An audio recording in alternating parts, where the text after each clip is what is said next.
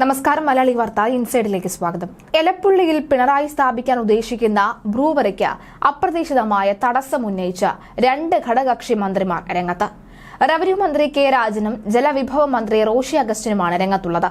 CPI Kerala Congress മന്ത്രിമാരുടെ പിന്തുണയില്ലാതെ പിണറായിക്ക് brewery സ്ഥാപിക്കാൻ കഴിയില്ല. യാതൊരു ബഹളത്തിനും ഇടകൊടുക്കാതെ രഹസ്യമായി മദ്യ കമ്പനിക്ക് നീങ്ങുകയാണ് രണ്ട് ഘടകകക്ഷികൾ. ഒയാസിസിന്റെ മദ്യനിർമ്മാണശാല എലപ്പുള്ളിയിൽ നിന്നും മാറ്റണമെന്ന CPIയുടെ ആവശ്യം മുഖ്യമന്ത്രി തള്ളിക്കളഞ്ഞിരുന്നു. എന്നാൽ പദ്ധതി CPIയുടെ ഈ കോർട്ടിലാണ് ഇപ്പോൾ ഉള്ളത്. പാർട്ടി ആസ്ഥാനമായ MN സ്മാരകത്തിലെത്തിയാണ് മുഖ്യമന്ത്രി CPIയുടെ ആവശ്യം തള്ളിക്കളഞ്ഞത്. CPIയുടെ നിയന്ത്രണത്തിലുള്ള റവന്യൂ വകുപ്പിന്റെ തീരുമാനങ്ങളാണ് ഭൂവിഷയത്തിൽ നിർണായകമാവുക. ഒരു കാരണവശാലും മദ്യ കമ്പനി വേണ്ട എന്ന നിലപാടിലാണ് CPI. പാലക്കാട് കോള കമ്പനിയുടെ ജലചൂഷണത്തിനെതിരെ സമരം നയിച്ച പാർട്ടിയായ CPIക്ക് എങ്ങനെയാണ് അതിനടുത്ത് തന്നെ മദ്യ കമ്പനി അനുവദിക്കാൻ കഴിയുക? ഒയാസിസ് കമ്പനി അധിക ഭൂമി കൈവശം വെക്കുന്നത് സംബന്ധിച്ച് ഭൂമി തരം മാറ്റുന്നത് സംബന്ധിച്ചുമുള്ള അപേക്ഷകൾ റവന്യൂ വകുപ്പിന്റെ പരിഗണനയിലാണ് ഉള്ളത്. ഭൂമി തരം മാറ്റുന്നതിനുള്ള കമ്പനിയുടെ അപേക്ഷ RDO തള്ളിയിരുന്നു. കമ്പനിക്കെതിരെ മിച്ചഭൂമി കേസെടുക്കുന്നതിനെ കുറിച്ച് പരിശോധിക്കാൻ സംസ്ഥാന ലാൻഡ് ബോർഡ് നിർദ്ദേശം നൽകിയിട്ടുണ്ടെന്ന് റവന്യൂ മന്ത്രി കെ രാജൻ നിയമസഭയിൽ അറിയിച്ചതോടെയാണ് പുതിയ വിവാദത്തിന് തുടക്കമായത്.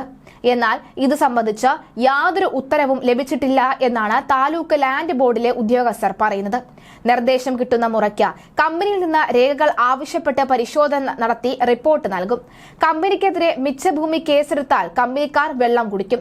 പിണറായിയും വ്യവസായ മന്ത്രിയും ചേർന്ന് ചെല്ലും ചെലവും കൊടുത്ത് കൊണ്ടുവന്ന കമ്പനിക്കെതിരെ കേസ് വന്നാൽ കാര്യങ്ങൾ താളം തെറ്റും. ഭൂപരിഷ്കരണ നിയമം അനുസരിച്ച് വ്യക്തികൾക്കും കമ്പനികൾക്കും പരമാവധി കൈവശം വെക്കാവുന്നത് 15 ഏക്കറാണ്. ഒയാസിസ് കമ്പനി 23.93 ഏക്കർ ഭൂമിയാണ് കൈവശം വെച്ചിരിക്കുന്നത്.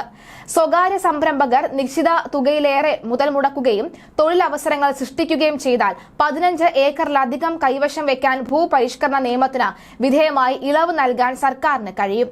എന്നാൽ റവന്യൂ വകുപ്പിന്റെ റിപ്പോർട്ട് ഇതിന് അനിവാര്യമാണ്. ഇത്തരത്തിൽ ഇളവ് വേണം എന്നാണ് കമ്പനി ആവശ്യപ്പെടുന്നത്.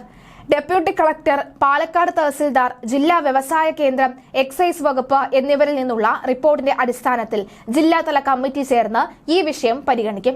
കമ്പനിയുടെ കൈവശമുള്ള 23.92 ഏക്കർ ഭൂമിയിൽ 17.9 ഏക്കർ കരഭൂമിയും 5.9 ഏക്കർ നിലവുമാണ് ഉള്ളത്. ഇതിൽ 4 ഏക്കർ നെൽവയൽ തണ്ണീർത്തട സംരക്ഷണ നിയമപ്രകാരമുള്ള ഡാറ്റാ ബാങ്കിൽ നിന്ന് ഒഴിവാക്കണമെന്ന ആവശ്യം ഈ RDO തള്ളിയിരുന്നു. ഇതിലും കമ്പനി അപ്പീൽ സമർപ്പിച്ചിട്ടുണ്ട്.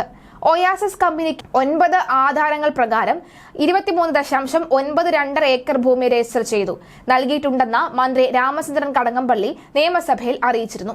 പാലക്കാട് എലപ്പുള്ളിയിൽ മദ്യനിർമ്മാണ പ്ലാൻ ആരംഭിക്കാൻ ഒയാസിസ് കമ്പനിക്ക് 9 ആധാരങ്ങൾ 23.92 ഏക്കർ ഭൂമി രജിസ്റ്റർ ചെയ്ത് നൽകിയതായാണ് മന്ത്രി രാമചന്ദ്രൻ കടന്നപ്പള്ളി അറിയിച്ചത്. രജിസ്ട്രേഷൻ നിയമപ്രകാരം ആധാരങ്ങൾ രജിസ്റ്റർ ചെയ്ത് നൽകിയതിൽ അപാകതയില്ല എന്ന് മന്ത്രി നിയമസഭയെ അറിയിച്ചു.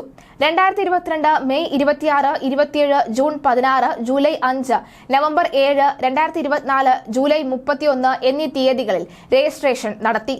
കമ്പനികൾക്ക് നിയമാനുസരണം കൈവശം വെക്കാവുന്ന ഭൂമിയുടെ പരിധി 15 ഏക്കർ ആണെന്നിരിക്കെ ഒയാസിസ് കമ്പനിക്ക് 24.59 ഏക്കർ രജിസ്റ്റർ ചെയ്ത് നിയമാനുസൃതമല്ല എന്നാണ് കോൺഗ്രസിന്റെ ആരോപണം.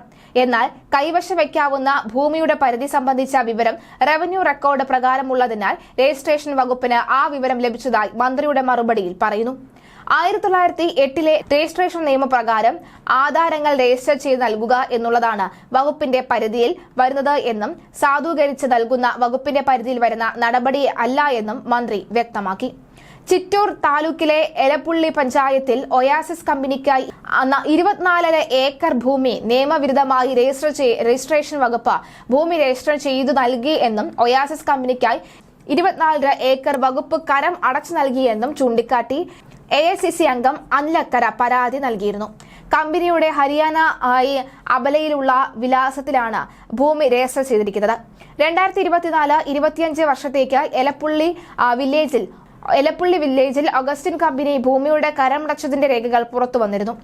24 ഏക്കറിൽ 5 ഏക്കറോളം നെൽകൃഷി ചെയ്യുന്ന സ്ഥലവും ബാക്കി പുരയിടവുമാണ്. അതേസമയം പാലക്കാട് എലപ്പുള്ളിയിലെ മദ്യനിർമ്മാണശാലയ്ക്ക് വെള്ളം നൽകാൻ ജല അതോറിറ്റി അനുമതി കൊടുത്തിട്ടില്ല എന്ന ജലവിഭവ മന്ത്രി റോഷി അഗസ്റ്റിൻ നിയമസഭയിൽ പറഞ്ഞു. ഇത് സംബന്ധിച്ച് മുൻപ് സർക്കാർ ഇറക്കിയ ഉത്തരവിൽ പറയുന്നതിന് ഘടകവിരുദ്ധമായാണ് മന്ത്രിയുടെ മറുപടി. മദ്യനിർമ്മാണശാല ആരംഭിക്കാൻ ഒയാസിസ് കമ്പനിക്ക് പ്രാരംഭ അനുമതി നൽകിക്കൊണ്ട് additional chief secretary doctor A Jayathilak ജനുവരി 16 പുറത്തിറക്കിയ ഉത്തരവിൽ പദ്ധതിക്ക് ആവശ്യമായ വെള്ളം നൽകാൻ കേരള ജല അതോറിറ്റി അനുമതി നൽകിയിട്ടുണ്ടെന്നാണ് വ്യക്തമാക്കിയിരിക്കുന്നത്. ഇത് സംബന്ധിച്ച് എക്സൈസ് കമ്മീഷണർ റിപ്പോർട്ട് നൽകിയിട്ടുണ്ടെന്നും ഉത്തരവിൽ പറയുന്നു. എന്നാൽ പാലക്കാട് കിൻഫ്ര ജലവിതരണ പദ്ധതിയിൽ നിന്ന് ഒയാസിസ് കമ്പനിക്ക് ജലം നൽകാൻ പാലക്കാട് ജല അതോറിറ്റി സൂപ്രണ്ടിംഗ് എഞ്ചിനീയർ അനുമതി നൽകിയിട്ടില്ല എന്ന് MLA-മാർക്ക് നൽകിയ മറുപടിയിൽ മന്ത്രി അറിയിച്ചു.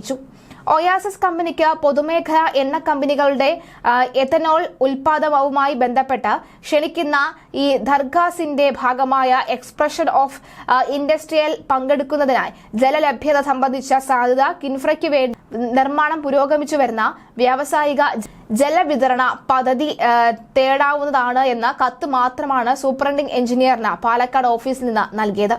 2015 ഇറക്കിയ സർക്കാർ ഉത്തരവിന് വിരുദ്ധമായി കിൻഫ്ര ജലവിതരണ പദ്ധതിയിൽ നിന്നും മദ്യ കമ്പനിക്ക് ജലം നൽകാനുള്ള തീരുമാനം ജല അതോറിറ്റി കൈക്കൊണ്ടിട്ടില്ല എന്നും മന്ത്രി അറിയിച്ചു. ജല അതോറിറ്റിയുടെ വെള്ളത്തിന് പുറമെ കമ്പനി മഴവെള്ള സംഭരണികൾ കൂടി ഉപയോഗപ്പെടുത്തണമെന്നും സർക്കാർ വ്യക്തമാക്കിയിരുന്നു. ജല അതോറിറ്റി കഞ്ചിക്കോട്ടെ കിൻഫ്ര വ്യവസായ പാർക്കിലേക്ക് മലമ്പുഴയിൽ നിന്ന് വെള്ളം എത്തിക്കുന്ന പദ്ധതിയിൽ നിന്ന് മദ്യനിർമ്മാണശാലയ്ക്ക് വെള്ളം നൽകാനുള്ള നീക്കത്തിനെതിരെ പ്രതിഷേധം ഉയർന്നിരുന്നു. കിൻഫ്രയ്ക്ക് പ്രതിദിനം 10 ദശലക്ഷം ലിറ്റർ വെള്ളം അനുവദിച്ച് 2015 സർക്കാർ ഉത്തരവ് പുറപ്പെടുവിച്ചത്. ഈ പദ്ധതി തന്നെ 4 വർഷത്തോളമായി മുടങ്ങിക്കിടക്കുകയാണ്. ഇത്തരത്തിൽ പിണറായിക്കെതിരെ ഘടകകക്ഷികൾ വെല്ലുവിളി ഉയർത്തുമ്പോൾ മദ്യനിർമ്മാണശാലയുടെ ഭാവിയാണ് ചോദ്യം ചിഹ്നമാകുന്നത്. പാലക്കാട് ബ്രൂവറി അഴിമതിയിൽ മുൻ ആന്ധ്ര മുഖ്യമന്ത്രി ചന്ദ്രശേഖര റാവുവിന്റെ മകൾ കവിതയുടെ പങ്ക് പ്രതിപക്ഷ നേതാവ് VD സതീശൻ പരസ്യമാക്കിയിരുന്നു. ഇതോടെയാണ് മുഖ്യമന്ത്രി പ്രതിസന്ധിയിലായത്. 2023 മദ്യനയം മാറിമറിയുന്നതിന്റെ അടിസ്ഥാനത്തിലാണ് കമ്പനിക്ക് അനുമതി നൽകിയത് എന്നും മദ്യനയം മാറിയത് ആരും അറിഞ്ഞില്ല എന്നും പ്രതിപക്ഷം പറഞ്ഞതുമാണ് എക്സൈസ് മന്ത്രി പറഞ്ഞിരിക്കുന്നത്. മാറിയ മദ്യനയത്തിന്റെ അടിസ്ഥാനത്തിൽ മദ്യശാല അനുവദിക്കുന്ന കാര്യം ആരും അറിഞ്ഞില്ല എന്നാണ് പ്രതിപക്ഷം പറയുന്നത്. കേരളത്തിലെയും പാലക്കാട്ടെയും ഈ ഡിസ്റ്റിലറികൾ അറിയാത്ത കാര്യമാണ് മധ്യപ്രദേശിലും പഞ്ചാബിലും പ്രവർത്തിക്കുന്ന ഒയാസിസ് അറിഞ്ഞത്. മദ്യനയം മാറുന്നതിന് മുൻപേ ഒയാസിസ് കമ്പനി എലപ്പുള്ളിയിൽ പഞ്ചായത്തിൽ സ്ഥലം വാങ്ങി മദ്യനയം മാറുമെന്ന് അവർ നേരത്തെ എങ്ങനെ അറിഞ്ഞു? അപ്പോൾ ഒയാസിസ് കമ്പനിക്ക് വേണ്ടിയാണ് മദ്യനയം മാറ്റി അവർക്ക് മദ്യനിർമ്മാണശാല പ്രവർത്തിക്കാൻ അനുമതി നൽകിയത്. ഇവിടെയാണ് കവിതയുടെ റോൾ. ഡൽഹി മദ്യനയ കേസിലും പഞ്ചാബിൽ ഭൂഗർഭ ജലം മലിനപ്പെടുത്തിയ കേസിലും പ്രതിയാണ് ഈ കമ്പനി. ആ കമ്പനിയാണ് സർക്കാർ ഉത്തരവിലും മന്ത്രിയും പ്രകീർത്തിക്കുന്നത്. കമ്പനിയുടെ വക്താവിനെ പോലെയാണ് സർക്കാർ സംസാരിക്കുന്നത്. കമ്പനി ഇതുവരെ വിശദീകരണവുമായി രംഗത്ത് വന്നിട്ടില്ല. ഡൽഹി മദ്യനയ കേസിൽ ഈ കമ്പനിക്ക് പുറമെ തെലങ്കാന മുൻ മുഖ്യമന്ത്രി ചന്ദ്രശേഖര റാവുവിന്റെ മകൾ കവിതയും പ്രതിയാണ്. ഇതേ കവിത കേരളത്തിലും വന്നിട്ടുണ്ടല്ലോ. എവിടെയാണ് അവർ താമസിച്ചത്? ഒയാസിസ് മദ്യ കമ്പനിക്ക് വേണ്ടിയാണ് കവിത കേരളത്തിൽ വന്നതും സർക്കാരുമായി സംസാരിച്ചതും. ഇതിൽ സർക്കാർ എന്ന് സതീശൻ ഉദ്ദേശിച്ചത് മുഖ്യമന്ത്രിയെയാണ്. മുഖ്യമന്ത്രിക്ക് ഏറെ വേണ്ടപ്പെട്ട ഒരാളുമായി കവിത ചർച്ചകൾ നടത്തിയെന്നാണ് ആരോപണം. സംസ്ഥാനത്ത് കൂടുതൽ മദ്യനിർമ്മാണശാലകൾ അനുവദിക്കേണ്ടത് ഇല്ലെന്നും 1999 നയനാർ മന്ത്രിസഭ തീരുമാനമെടുത്തതിന് ശേഷം കഴിഞ്ഞ 26 വർഷമായി ഇനി നിലപാട് തന്നെയാണ് തുടർന്നു പോകുന്നത്. എന്നാൽ 2010 ഇത് മറികടന്ന് മന്ത്രിസഭയിൽ ചർച്ച ചെയ്യാതെ ഒരു ബ്രൂവറിയും 2 ഈ ബ്ലെൻഡിംഗ് യൂണിറ്റുകളും ആരംഭിക്കാൻ സർക്കാർ അനുമതി നൽകിയത് വിവാദത്തിന് ഇടയാക്കി. അഴിമതി ആരോപണം ഉയർന്നതിനെ തുടർന്ന് കരാർ റദ്ദാക്കുന്നതായി മുഖ്യമന്ത്രി പിണറായി വിജയൻ അറിയിക്കുകയായിരുന്നു. പ്രളയകാലത്ത് അനാവശ്യ വിവാദം ഒഴിവാക്കാനാണ് കരാർ റദ്ദാക്കിയത് എന്ന വിചിത്രമായ ന്യായമാണ് അന്ന് മുഖ്യമന്ത്രി പറഞ്ഞത്. മന്ത്രിസഭാ യോഗം ചർച്ച ചെയ്യാതെ തീരുമാനമെടുത്തതിൽ CPI മന്ത്രിമാരും എതിർപ്പ് രേഖപ്പെടുത്തിയിരുന്നു. ഇക്കുറി ഇത് മുന്നണിയായി മാറിയെന്ന് മാത്രം.